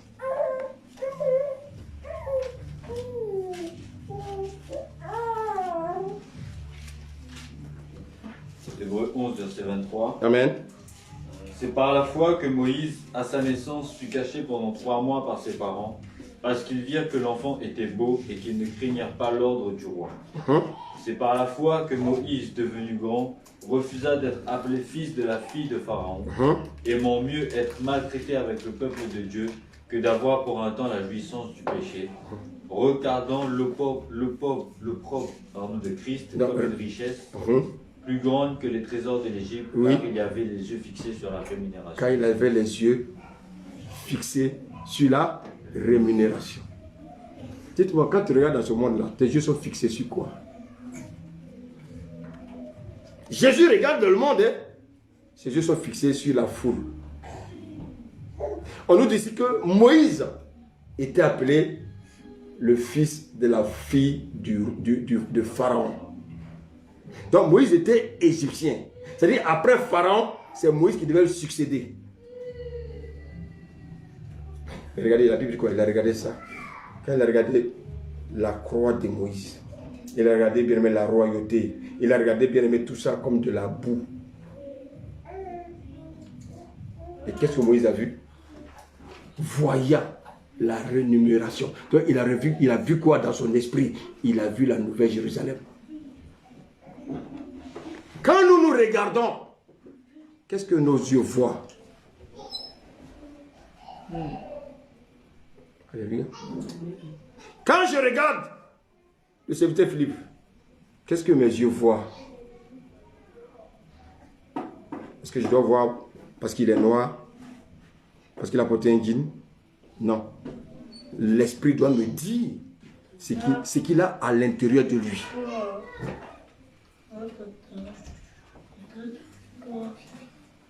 Alléluia. L'esprit doit me montrer ce que tu as à l'intérieur de toi. Les bonnes choses que tu as à l'intérieur de toi. La situation qui est à l'intérieur de toi. Si tu as besoin, bien aimé, d'aide, c'est ça qui doit m'importer. Parce qu'il brille autour de moi. Alléluia. Est-ce que toi tu vois comme Jésus voit? Quand tu regardes, bien aimé, le monde entier, quand tu regardes ce qui se passe aujourd'hui, est-ce que tu vois comme Jésus voit? Quand tu montes dans le train, que tu regardes les hommes, comment tu les vois? Les mecs sont bien habillés, ça va. Mais quand tu les regardes, est-ce que c'est leur habillement qui t'intéresse? Ou bien ce qui est à l'intérieur d'eux, c'est des gens qui souffrent. C'est des gens qui souffrent. Alléluia. Amen. Alléluia. Amen. Alléluia. Amen. Vous savez, souvent, nos yeux sont tournés vers nous. Jésus n'avait pas ses yeux tournés vers lui. La Bible dit, voyant la foule.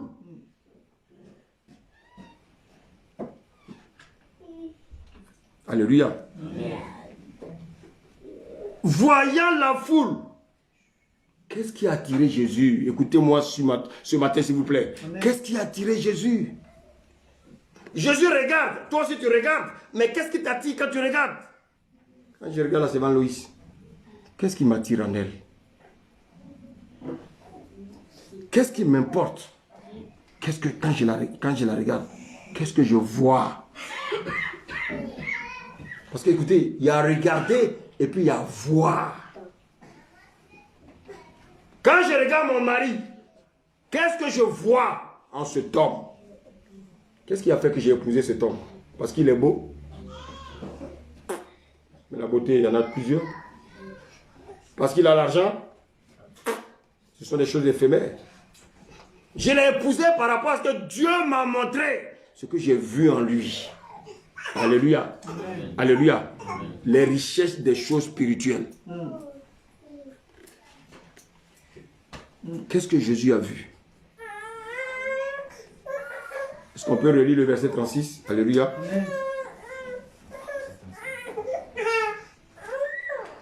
Verset 9, chapitre Matthieu 9, verset 36. 36. Matthieu 9, 36. J'ai lu la parole. Matthieu 9, 36. Voyant la foule, il fut ému de compassion pour elle. Ah! Regardez bien. La Bible dit que Jésus fut ému de compassion pour la foule. Est-ce que quand tu vois ton frère,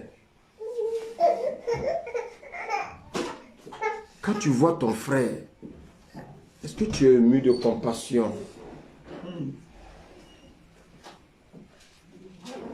Bien aimé, écoutez, s'il vous plaît, le message. Vous savez,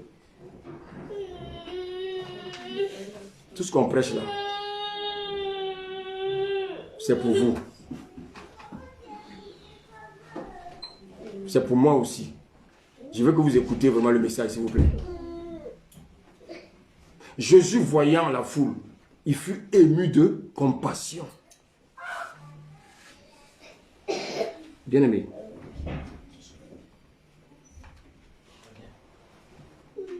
Qu'est-ce que Jésus a vu? Et puis il fut ému de compassion. Lis la suite, serviteur.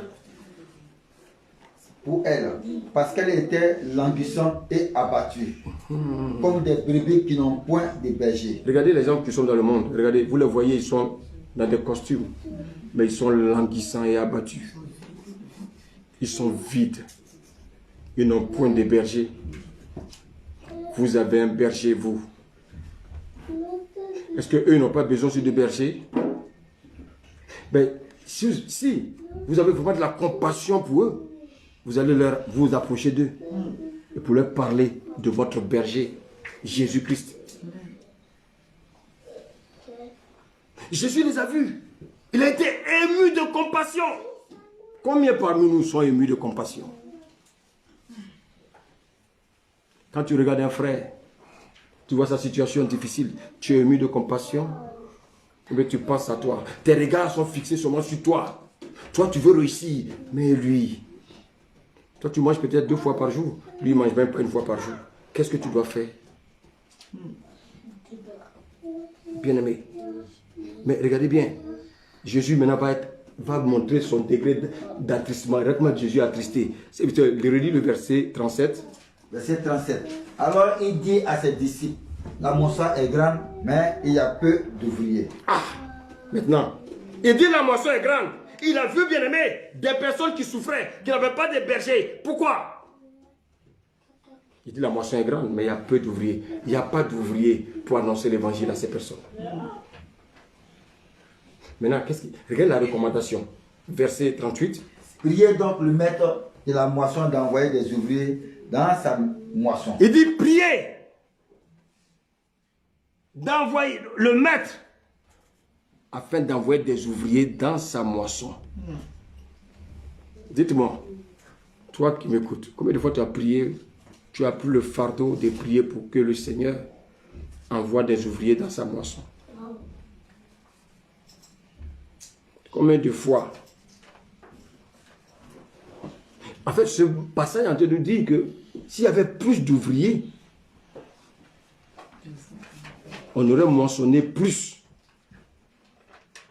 On aurait gagné plus d'âmes pour le Seigneur. Vous savez, on peut gagner le maximum s'il y avait des ouvriers dans l'église. Jésus a dit quoi? Nous sommes ouvriers avec lui, non?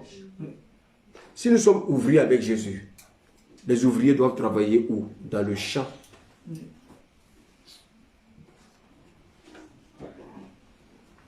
Alléluia. Amen. On dit Jésus allait de lieu en lieu.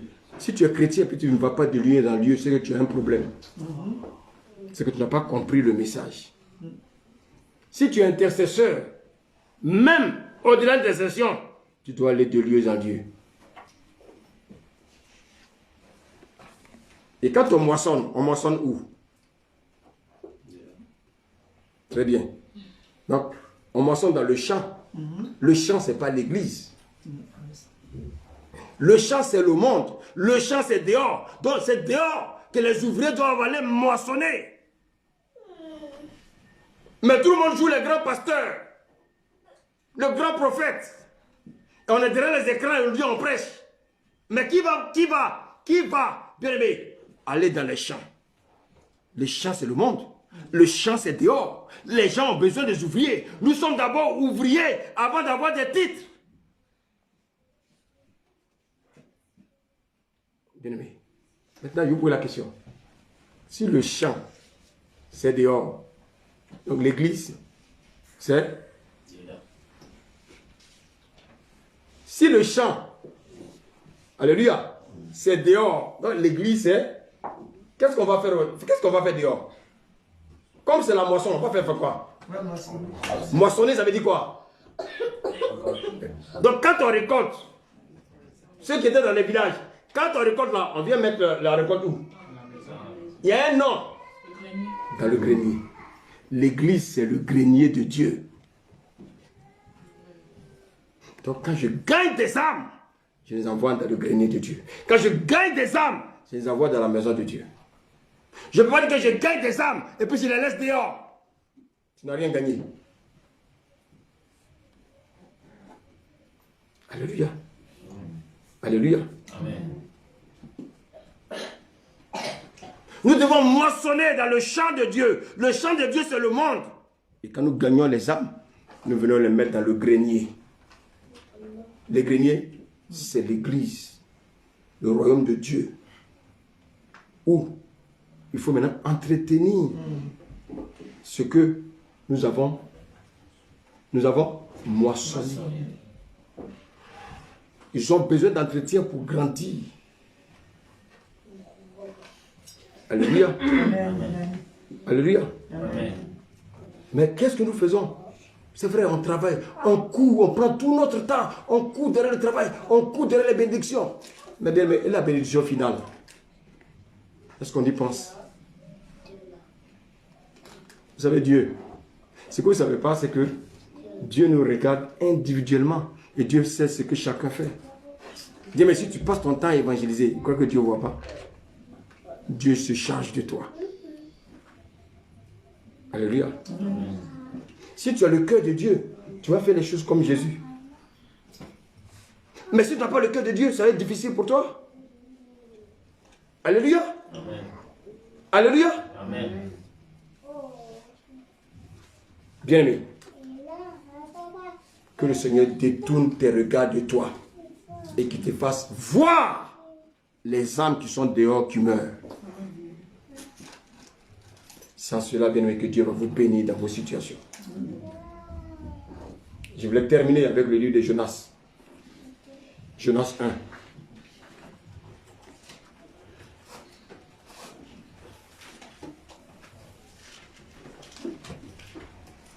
Jonas 1, verset 1. Regardez bien ce que la Bible nous dit.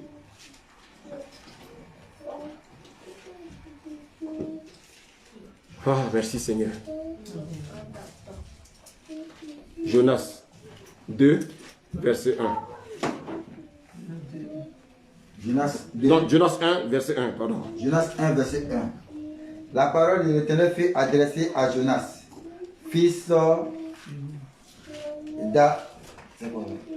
d'Amittai, à ces mots.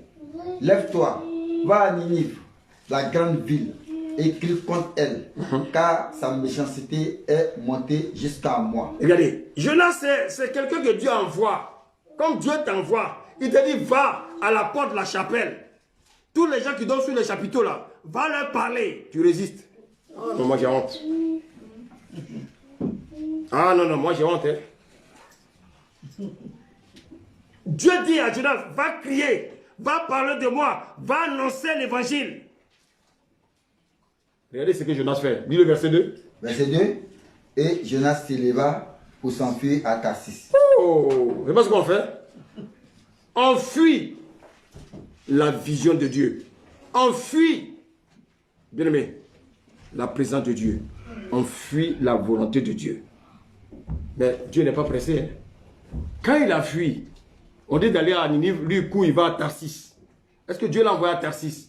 Non. Maintenant, lis le chapitre 2, verset 1. Jonas 2, verset 1. L'Éternel fit venir un grand poisson pour l'engloutir. Jonas sort. Et Jonas fut dans le ventre du poisson 3 jours et 3 nuits. Quand on est désobéissant, Dieu prend son temps. Et puis un jour, un poisson t'avale. Alléluia. Amen. On dit le poisson a avalé Jonas. Mais regardez comment dire fort. Comment quelqu'un fait dans le ventre des poissons et puis il ne meurt pas? Il n'y a plus d'oxygène là. Mais la Bible dit, 3e jour. Il a su s'éviter. Verset 2. Jonas dans le ventre du poisson pria l'Éternel, son Dieu. Il dit, dans ma détresse, j'ai invoqué l'Éternel. Voilà un jeune forcé. Alléluia. Et maintenant, il va prier. Oui, on aime les histoires d'abord avec Dieu avant de prier. On aime les histoires avec Dieu avant de vouloir nous lever. On aime les histoires avec Dieu avant d'obéir à sa parole. Ah, donc il peut prier alors. Maintenant, il prie dans le ventre du poisson. On aime être dos au mur. Et puis maintenant, prier. Pendant que nous sommes libres, le Seigneur nous demande des choses, on lutte. Dis la suite. Et il m'a exaucé. Je reprends. Dans ma détresse, j'ai invoqué l'Éternel et il m'a exaucé. Donc, qu'est-ce qu'il va faire? Du sein du séjour de mort, j'ai crié. Ah! Donc, on crie dans le ventre d'un poisson. Vous savez, tant qu'on n'est pas dos au mur, on ne peut pas connaître Dieu. Tant qu'on mange le matin, à midi, le soir, on a des voitures, on a des maisons, on a tout. En fait, on n'a pas compris qu'en fait, ce n'est pas ce qui est important pour Dieu. Ce qui est important pour Dieu, c'est ce que nous allons faire pour lui. Quand il va crier, Dieu va entendre. Mais en fait, quel était le problème de Dieu? Qu'est-ce que Dieu voulait faire acquérir à Jonas? La compassion. Dieu voulait que Jonas reçoive ce qu'on appelle la compassion des âmes. Pourquoi Jonas ne voulait pas aller? Parce que Jonas dit que ce peuple est méchant. Nous sommes là pour juger les autres. Ce n'est pas à nous de juger les autres. Oui, c'est-à-dire ce peuple est méchant. Il ne mérite pas d'être sauvé. Comment toi, tu peux te permettre de dire que ton frère qui est en face de toi ne mérite pas d'être sauvé? Parce que toi, tu crois que tu es trop bon, quoi. Il n'y a rien de bon sur la terre. Personne n'est bon. Alléluia. Amen. Pousse la porte là. Personne n'est bon. Donc, le Dieu voulait enseigner à Jonas ce que c'est que la compassion des âmes. Vous savez, quelqu'un qui évangélise, il n'y a pas de secret. Hein. C'est parce que dans son cœur, il y a la compassion des âmes. C'est ce que Dieu voulait enseigner à Jonas. Jonas était rempli, bien aimé, de méchanceté. Oui, ce peuple est tellement méchant. Seigneur, il faut les tuer. Dieu n'est pas là pour nous tuer. Dieu est là pour changer notre cœur. Afin qu'on revienne à lui. Et quand on revient à lui, Dieu nous accueille. Il nous donne un nouveau cœur. Et il met en nous son esprit. Alléluia. Amen. Alléluia. Amen. Vous savez, Jésus n'est pas venu pour les bonnes personnes. Jésus est venu pour les personnes de mauvaise vie. Alléluia. Amen. Mais bien aimé, vous savez, pour que Dieu puisse changer notre cœur, quand on résiste, il nous prive, il nous conduit dans le désert. Jonas était dans un désert de 3 jours. Tu vas voir, le désert, c'est quoi? Il y a des choses qui vont arriver dans ta vie, tu ne comprendras pas. Parce que tu ne veux pas faire la volonté de Dieu. Tu vas voir, la vie est normale, hein? Tu vas dans le... mais il y a quelque chose, tu vas voir qu'au fond de toi, il y a quelque chose qui ne va pas. Est-ce que nous avons la compassion des âmes? Est-ce que nous avons la compassion des âmes? Parce que si nous avons la compassion des âmes, nous allons les évangéliser. Mais pourquoi on n'évangélise pas? Parce que bien aimé, on se suffit. On pense à nous. Or, en faisant, bien aimé, l'œuvre de Dieu, en évangélisant, Dieu connaît ta situation. Dieu lui-même règle la situation. C'est pour ça que, bien aimé, donnons-nous le message que, bien aimé, nous devons gagner des âmes. Alléluia. Oh, est-ce qu'il y a des gens ici? Amen. Nous devons gagner des âmes. Amen. C'est ça que Dieu attend de nous.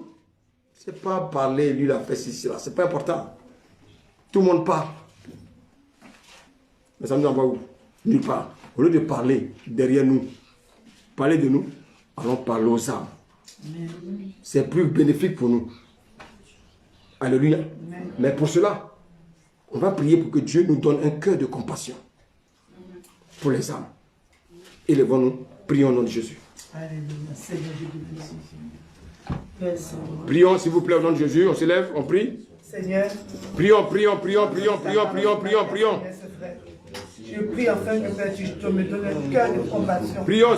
Pour les âmes, Seigneur, que je puisse. Étonnez-moi, tu m'en vas aller vers ces âmes, Seigneur. Oui, Seigneur, dans ton champ, Père. vois, Père. Oh, Père. Je vais te remettre les âmes. Père, je prie que tu me donnes un cœur de compassion. Et tu donnes à chacun ici un cœur de compassion. Avec le Père, notre priorité, c'est de gagner des âmes. Père, merci. Merci. Merci. Merci pour ce cœur de compassion que tu nous donnes. Merci pour ce cœur de compassion que tu nous donnes. Merci pour ce cœur de compassion que tu nous donnes. Merci pour ce cœur de compassion que tu nous donnes. Oui, Seigneur. Merci pour ce cœur de compassion. Merci pour ce cœur de compassion que tu donnes à mon frère. Ce cœur de compassion que tu donnes à ma soeur. Oui, Seigneur Jésus. Oui, merci pour ce cœur de compassion. Merci, Seigneur. Au nom de Jésus. Gloire à toi. Élévation. Magnificence. Au nom de Jésus. Amen. Est-ce qu'on peut acclamer notre Dieu ce matin?